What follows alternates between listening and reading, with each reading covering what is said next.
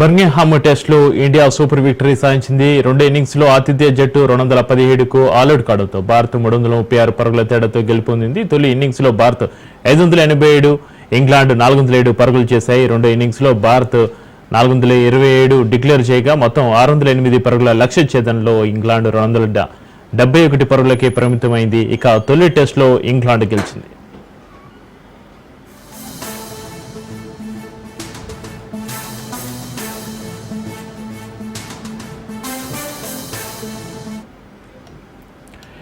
Birmingham లోని edge బస్టన్ స్టేడియంలో జరిగిన మ్యాచ్ లో ఆదిత్య ఇంగ్లాండ్ పై 336 పరుగుల తేడాతో భారీ విజయాన్ని అందుకుంది.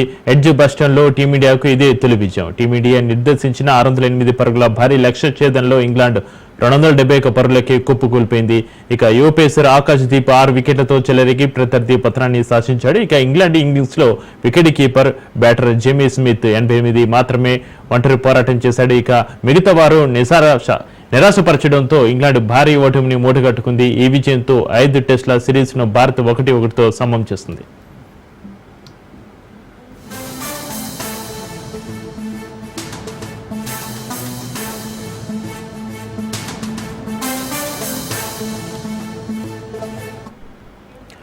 బర్మింగ్హామ్ టెస్ట్ లో ఇండియా సూపర్ విక్టరీ సాధించింది.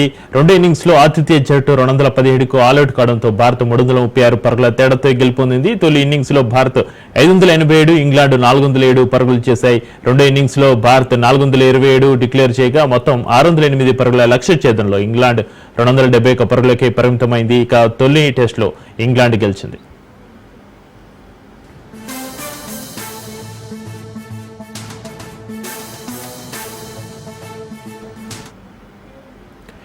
బర్మింగ్హామ్ లోని ఎడ్జ్ బస్టన్ స్టేడియంలో జరిగిన మ్యాచ్ లో ఆదిత్య ఇంగ్లాండ్ పై 336 పరుగుల తేడాతో భారీ విజయాన్ని అందుకుంది. ఇక ఎడ్జ్ బస్టన్ లో టీమిండియాకు ఇదే తొలి విజయం.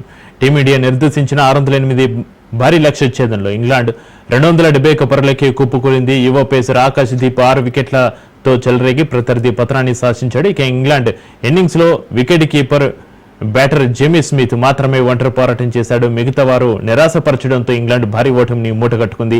ఈ విజయంతో 5 టెస్టుల సిరీస్ ను భారత్ 1-1తో సమం చేస్తుంది.